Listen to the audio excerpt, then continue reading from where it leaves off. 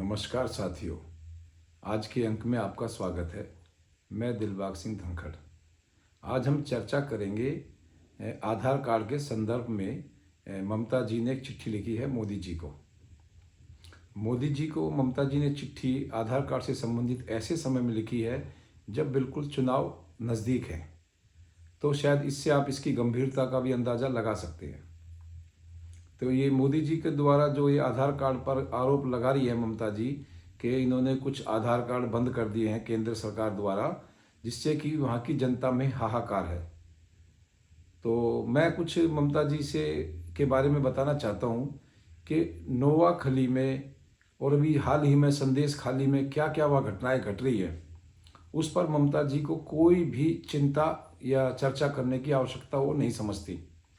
वहाँ कैसे हिंदू महिलाओं के साथ, कैसे हिंदू परिवारों के साथ अत्याचार हो रहा है, उस पर ममता जी ने एक भी शब्द नहीं बोला। ममता जी को चिंता है केवल आधार कार्ड की, क्योंकि आधार कार्ड उसका एक ऐसा अप्रत्याशित वोट बैंक बनता जा रहा है। आधार कार्ड के जरिए जो भी बांग्लादेशी आ रहे हैं, रोहिंग्याज आ रहे हैं, म्यांमार से आ रहे हैं, जो उनको वो एक अपना वोट बैंक की तरह आधार कार्ड बना करके उनके वोट बनाने में ममता जी कई सालों से लगी हुई है। इस पर शायद केंद्र सरकार का पहले कभी ध्यान नहीं गया होगा। इस बार मोदी जी ने काफ़ी इस पर ध्यान दिया है और उसको थोड़ा सा टाइट करने की कोशिश की है कि जो इलीगल जो घुसपैठिए आते हैं उनके आधार कार्ड जल्दी से ना बन पाएँ, और जो बने हैं उनके भी कागजों को चेक करके शायद उसमें कुछ बंद किए गए हैं जो भी थोड़े संदिग्ध लग रहे हैं। तो ममता जी को चिंता उन संदिग्ध आधार कार्डों की है जो इलीगल तरीके से बनाए गए हैं, जो बांग्लादेश से आए हैं या दूसरे किसी कंट्री से जो घुसपैठिए हैं, उनके बारे में तो ममता जी को बहुत चिंता हो रही है। लेकिन संदेश खाली में क्या घटनाएं घट रही हैं उस पर वो एक भी शब्द नहीं बोलती। तो इससे ये साफ जाहिर हो जाता है कि ममता जी की राजनीति कितनी ज़्यादा तुष्टीकरण की राजनीति पर चलती हैं और कितना ज़्यादा वो एक समाज में द्वेष भावना की उसकी प्रवृत्ति को बढ़ावा देने के लिए हमेशा तुष्टीकरण की राजनीति पर ज़्यादा ध्यान देती है। इस समय मोदी जी के खिलाफ दो ही ज़्यादा प्रमुख आपको विरोधी नेता बोलते दिखाई देंगे, एक तो अरविंद केजरीवाल जी और एक ममता जी। और दोनों की राजनीति भी आप समझते ही होंगे कि उनकी दोनों की राजनीति केवल तुष्टीकरण पर डिपेंड है। जो ममता जी की पार्टी बनी है वो भी कांग्रेस से टूट के बनी है और सारा वोट बैंक उनके पास कांग्रेस का ही शिफ्ट हुआ है। ऐसे ही जो अरविंद केजरीवाल जी के पास भी जो वोट बैंक शिफ्ट हुआ है वो कांग्रेस का ही वोट बैंक शिफ्ट हुआ है, जिससे कि वो चाहते हैं कि किसी भी तरह से कांग्रेस मजबूत ना बन जाए। इसी तरह ममता चाहती है कि कांग्रेस भी मजबूत ना बन जाए और वो सुर्खियों में रहने की कोई ना कोई नई नई घटनाएं निकाल के लाते रहते हैं। वो ये चाहते हैं अरविंद जी और ममता जी कि इनके राज्य में चुनाव केवल बीजेपी वर्सेस उनकी पार्टी रहे, कांग्रेस को उसमें कोई स्थान ना मिले। इस करके कुछ ये ज़्यादा ही राजनीति और पाखंड भी करते हैं कि वोट बैंक के लिए कि उनका वोट बैंक इधर से उधर शिफ्ट ना हो। तो हाँ, मैं ये कह रहा था कि जो ममता जी ने अभी जो मोदी जी को चिट्ठी लिखी है, भाई आप इस पर कुछ कीजिए। ममता जी को चिंता है उसके अवैध वोटर्स की। ममता जी को आयुष्मान कार्ड की कोई चिंता नहीं है। जो भारत आयुष्मान जो कार्ड एक बनता है गरीब लोगों के लिए 5 लाख का, जिसमें इंश्योरेंस मिलता है, मेडिक्लेम मिलता है, मोदी जी ने पूरे भारत में इसको लागू किया हुआ है। लेकिन देखो कमाल की बात यह है कि ममता ने और अरविंद केजरीवाल जी ने आज तक इसको अपने राज्य में लागू नहीं किया है। इससे भी यह स्पष्ट हो जाता है कि वो केवल किस तरह की राजनीति करना चाहती है। तो ममता जी को अब ये लगने लगा है कि शायद इस बार जो उनके राज्य में एक काफ़ी परिवर्तन की एक उनको संभावना दिखाई दे रही है, क्योंकि परिवर्तन तो काफ़ी दिन पर दिन बढ़ता ही जा रहा है।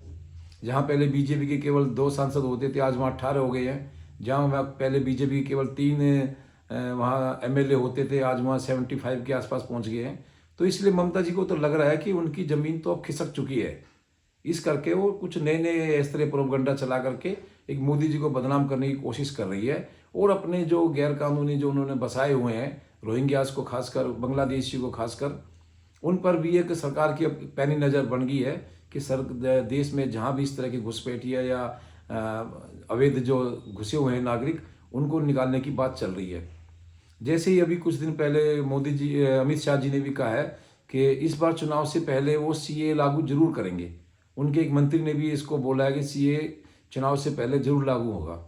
तो उनको इस बात का भी खतरा है कि चुनाव से पहले शायद सीए का ज़्यादा असर बंगाल में दिखाई दे, या उनको खतरा है इस चीज़ का कि पश्चिमी बंगाल में इस बार सीए के बारे में कुछ उनको ज़्यादा दिक्कतों का सामना कर पड़ सकता है, जिससे कि उन्होंने इसी के शायद संदर्भ में आधार कार्ड के बारे में कुछ उन्होंने सूचनाएं या गाइडलाइन जारी करी हैं, जिससे कि अब बंगाल में जो घुसपैठिए घुसे हुए हैं उनको थोड़ी दिक्कत आ रही है।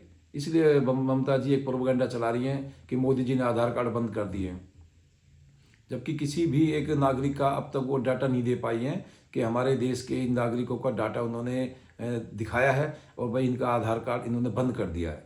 ऐसा अब तक कोई भी केस सामने नहीं आया है। अब जिनके आधार कार्ड बंद हुए हैं वो घुसपैठिए हैं, उनका नाम वो बता नहीं सकती। तो इस करके केवल वो अपना एक प्रोपेगेंडा चला रही है कि मोदी जी को बदनाम करने के लिए, या एक केवल बंगाल के अंदर मोदी या बीजेपी वर्सेस ममता की पार्टी वहाँ रह जाए। सेम यही कहानी हमारे दिल्ली में भी चल रही है कि वो भी चाहते हैं कि केवल आम आदमी पार्टी वर्सेस बीजेपी ही रहे, दूसरी किसी पार्टी को वो स्थान ना मिले। इसलिए वो कुछ भी अपने अफवाहें उड़ा करके और राजनीति में अपना एक चेहरा चमकाने की एक गलत प्रक्रिया अपनाते हैं, जिससे कि लोग थोड़ा भ्रमित भी हो जाते हैं। शायद ऐसा कुछ हुआ होगा, शायद ऐसा ही हुआ है, केजरीवाल जी को परेशान किया जा रहा है, ममता जी को परेशान किया जा रहा है, लेकिन वास्तविकता कुछ और ही होती है। हमारे जो वोटर्स हैं वो थोड़ा सा अतीत में कम जाते हैं या थोड़ा सा विवेचना कम करते हैं, जिससे कि उनको पता लगे सच्चाई क्या है। ये दोनों ही नेता केवल अपनी राज सत्ता बचाने के लिए झूठे प्रबंधों का सहारा लेते हैं। अब केजरीवाल जी तो कई मुकदमों में फंस चुके हैं ऑलरेडी, वो झूठ बोल के जो निकलने की एक उनकी टैक्टिक थी, अब उसमें फंसते जा रहे हैं। तो वो तो शायद अब आगे दोबारा से इतनी झूठ बोलने की कोशिश ना करेंगे, और करते हैं तो फंसते हैं वो। लेकिन ममता जी की अलग ही एक राजनीति है। वो केवल अपने तुष्टीकरण के जो माध्यम से अपने आप को सत्ता में बनाए रखे हुए हैं। वैसे आप उनको देख रहे होंगे कितना ज़्यादा बंगाल के अंदर अभी तो जो महिला आयोग थी उनके सदस्य भी वहाँ गई थी, उन्होंने भी आते रिपोर्ट दी है कि भाई वहाँ तो राष्ट्रपति शासन लागू करने की आवश्यकता है। तो ममता जी के आधार कार्ड का मुद्दा उठा करके भी संदेश खाली के मुद्दे को छोटा करने की कोशिश कर रही है, जिससे कि दूसरी पार्टियां या दूसरी मीडिया में या कहीं भी ये खबर ना बन पाए कि वहाँ राष्ट्रपति शासन राष्ट्रपति शासन पे कोई चर्चा ना हो पाए। तो ममता जी की शायद ये चाल कामयाब होगी नहीं, और मोदी जी ने जो फैसला लिया है आधार कार्ड के संबंध में वो अडिग है, और उस पर वो सख्ती करेंगे और घुसपैठियों पर भी वो अंकुश लगाएंगे। तो मुझे लगता है कि जल्दी ही इस बारे में हमें और भी कुछ अपडेट्स पता चलेंगे, जैसे ही, क्योंकि ये मुद्दा काफ़ी गंभीर है। इसमें चुनाव में काफ़ी परिवर्तन की संभावना रहती है। अगर घुसपैठियों को इलीगल तरीके से वोटिंग कराई जाती है तो काफ़ी हमारे को जो जनतंत्र या लोकतंत्र का जो इसमें एक पूरा तरह से परिपक्वता नहीं मानी जा सकती, लोकतंत्र का सही रूप सामने नहीं आ सकता। तो इसलिए भी मोदी जी ने ये घुसपैठियों को थोड़ा अंकुश लगाने के लिए आधार कार्ड में कुछ सख्तियाँ बरतने के लिए आधार कार्ड के जो हमारे जो विभाग है उसको बोला है। वो इसलिए ममता जी में खलबली है, उनको परेशानी है कि अगर ये ऐसा हो गया तो शायद इस बार वो बंगाल में अपनी सत्ता ना बचा पाए, और शायद बीजेपी काफ़ी एक अच्छे बहुमत में और एक अच्छी स्थिति में बंगाल में पहुंच जाएगी, जिससे आगे आने वाले समय में ममता को दिक्कत होगी। क्योंकि लेफ्ट का वहाँ इस टाइम कोई वजूद नहीं है, कांग्रेस भी वहाँ ख़त्म ही है। तो ममता को केवल चिंता यही है कि बीजेपी अगर यहाँ मजबूत होगी तो उससे आने वाले समय में वो लड़ नहीं पाएंगी, बीजेपी से वो टक्कर नहीं दे पाएंगी। क्योंकि यह वोटर समझ चुका है जो ममता ने हमेशा एक मुस्लिम तुष्टीकरण की राजनीति अपनाई है वो अब ज़्यादा चल नहीं पाएगी। अभी आपने देखा होगा कि ईडी शेख शाहजहाँ को जब गिरफ्तार करने गई, कितने पुलिस अधिकारियों पर उन्होंने इतना बड़ा हमला कर दिया, कितने को चोट आई।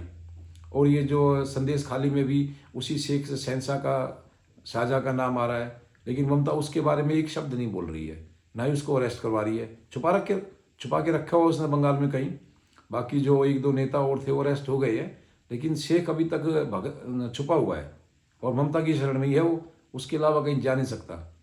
तो ममता की जो इस तरह की जो घटिया राजनीति है वो ज़्यादा दिन चल नहीं पाएगी, और मोदी इस पर जरूर कुछ ना कुछ अपना कठोर सख्त कुछ आदेश दे करके इसको जरूर ये डिमोलाइज करेंगे और ममता की राजनीति शायद ज़्यादा दिन अब चल नहीं पाएगी और देश में एक अच्छे लोकतंत्र का, एक अच्छे समाज का एक परिवर्तन दिखाई देगा, जिससे कि देश में शांति और समृद्धि की थोड़ी आगे राह पर देश चलेगा। आज के अंक में इतना ही। आपका बहुत बहुत धन्यवाद।